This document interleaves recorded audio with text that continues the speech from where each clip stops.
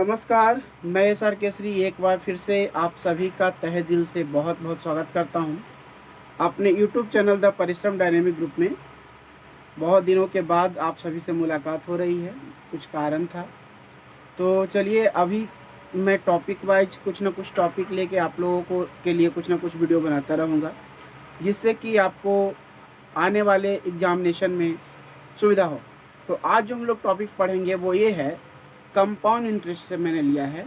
और वो टॉपिक क्या है कि अगर जो अमाउंट है, जो मिश्रधन है, वो मूलधन का 2 गुना या 4 गुना इस तरह से कुछ हो जाता है, तो फिर उसका रेट परसेंट हम कैसे निकालेंगे। तो ये टॉपिक पर चलते हैं, टाइम वेस्ट नहीं करते हैं।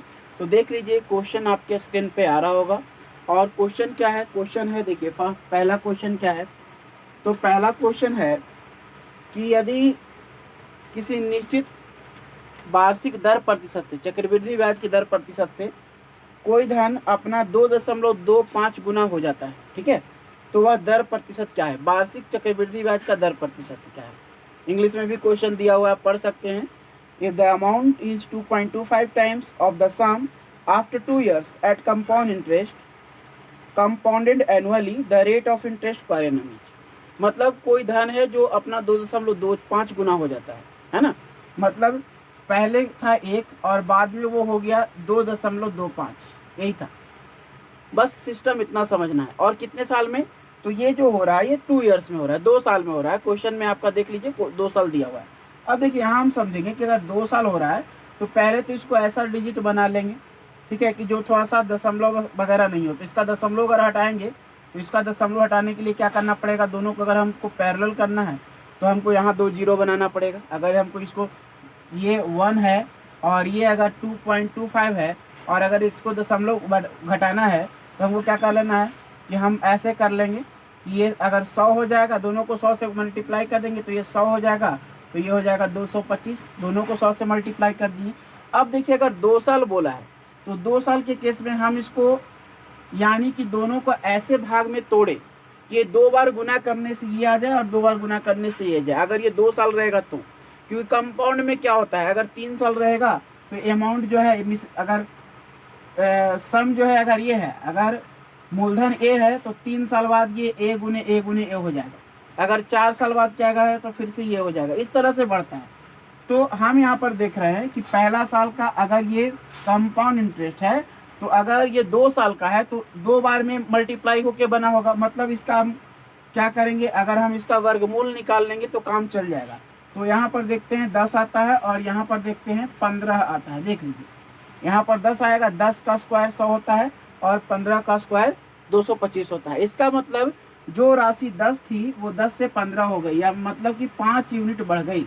और ये 5 यूनिट बढ़ रहा है तो ये कितना परसेंट है, वही दर होगा। तो कितना परसेंट है, 5 किस में बढ़ रहा है भाई, 10 में बढ़ रहा है। तो सीधा सीधे निकालिए कि परसेंट का मतलब होता है 100 में। मैंने परसेंट का कॉन्सेप्ट दिया हुआ है, परसेंट से भी आप समझ सकते हो। अगर 100 में 5 बढ़ रहा है, 10 में 5 बढ़ रहा है, तो परसेंट का मतलब 100 में, तो 10 में 5 बढ़ रहा है तो 100 में 50 बढ़ेगा, 50% यानी रेट है। तो ऐसे भी निकाल सकते हैं, नहीं तो फिर आप ऐसे कर लीजिए, ये 5 गुने 100, 5 बढ़ रहा है किसमें, तो 10 में। तो ऐसे करके निकाल लीजिए तो आपको 50% जो आ जाएगा ये राइट आंसर आ जाएगा। और कभी भी ऐसे ही निकालिएगा। तो बहुत ही सिंपल है कॉन्सेप्ट। मैं इसी तरह का 2-4 क्वेश्चन भी और करा देता हूँ ताकि आपको क्लियर हो जाए। यानी कि अगर जो धन है, कोई भी धन है, कोई भी राशि है, वो 2 गुना 4 गुना 5 गुना कुछ भी हो जाए, कितना भी टाइम्स में हो जाए, यानी मिश्रधन कुछ और आ जाए, मूलधन कुछ और था, मिश्रधन कुछ और आ जाए, और किक सिस्टम से, तब उसमें हम लोग रेट निकालने के लिए कॉन्सेप्ट का यूज करते हैं। बहुत तरह है, बहुत तरीका है, मैं वो सभी बताऊंगा एक एक करके, लेकिन फिलहाल इसको जानते हैं। फिर अगला क्वेश्चन के लिए देख लेते हैं, देख लीजिए अगला क्वेश्चन। तो चलिए दूसरा क्वेश्चन देख लेते हैं, आपके स्क्रीन पे दिया हुआ है दूसरा क्वेश्चन।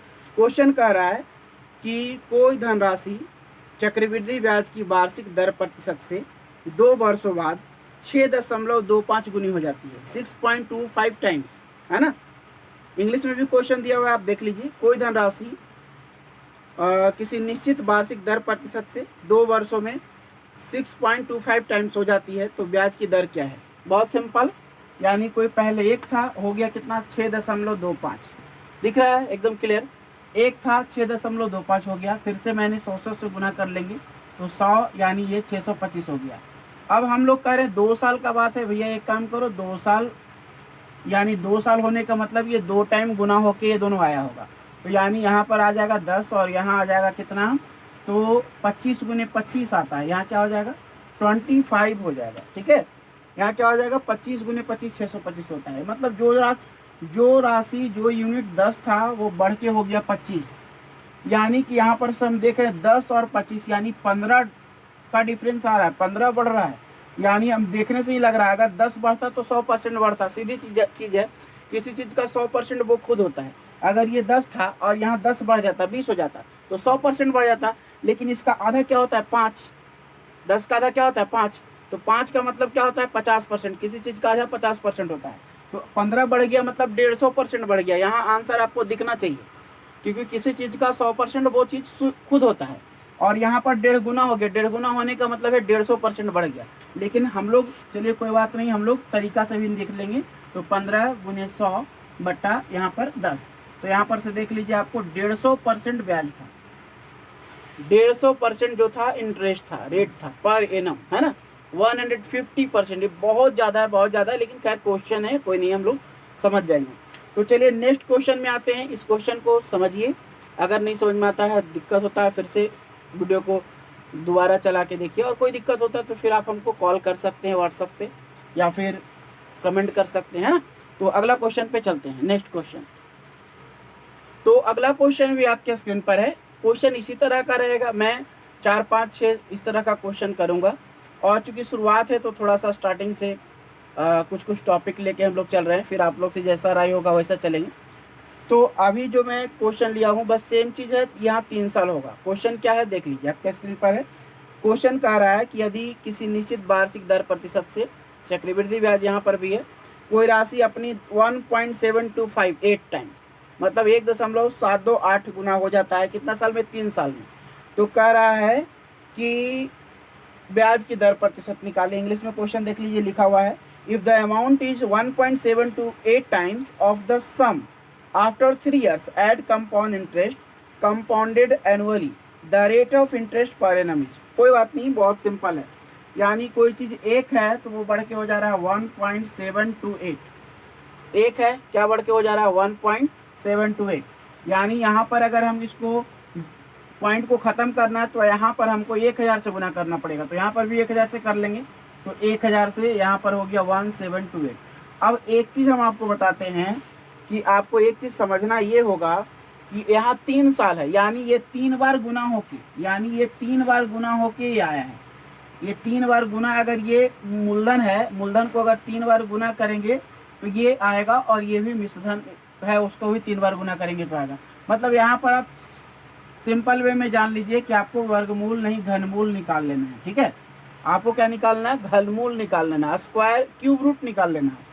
तो यहाँ क्या हो जाएगा इसका 10, यहाँ क्या हो जाएगा 12, यानी डिफरेंस 2 यूनिट का है।